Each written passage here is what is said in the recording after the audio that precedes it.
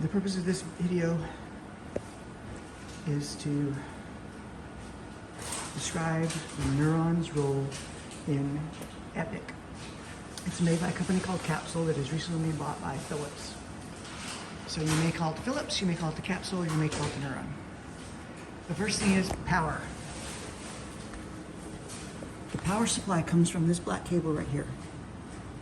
This black cable goes through this power box, comes out of the power box. Right now, I have it plugged into an extension cord. The extension cord is plugged in to the wall up there. The power button is right here. The neuron receives this information from the S5 machine via a cord right here. It's plugged into number 1, and this is the cable. It comes around the outside of the pump. It goes through this conversion device, comes out as a Ethernet cable, and plugs into section 4. I've used these before, and if you unplug it and move it anywhere else, it will still work. But for the practical purposes of they put it in 4, we're going to leave it in 4. So this is how it's going to get its information from the S5. If we had a CDI, we would plug it in and say 3 or 2, and it would pop up here as the CDI or other machines that can be used. Flow probes and stuff like that, flow meters and gas, electronic gas blenders and stuff like that would show up in here.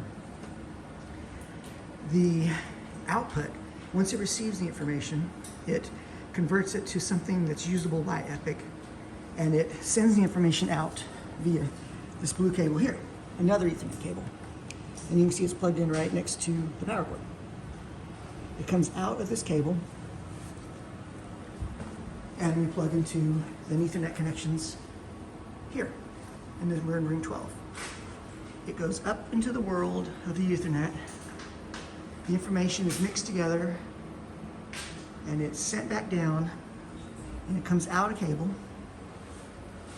and it's going to come into a cable that's plugged into the computer. And we can see it's plugged in right here.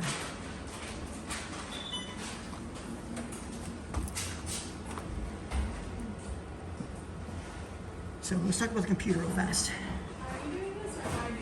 The computer has a power cord right here. This is where the power cable is.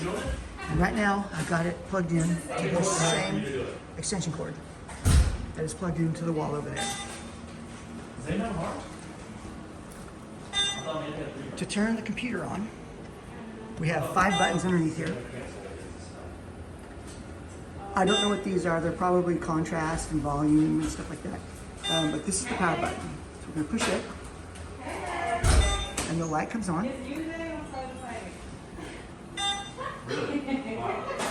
And we've got power.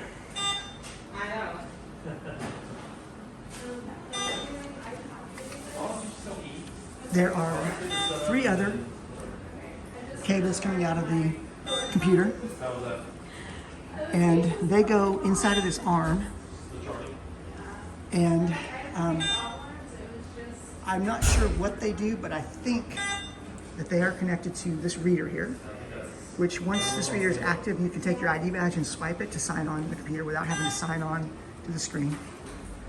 That would be one of them. Another one would be the mouse. When you use EPIC, the mouse is very helpful for a lot of things, and sometimes the touchscreen is helpful for some things. So you'll find yourself using both of them a lot.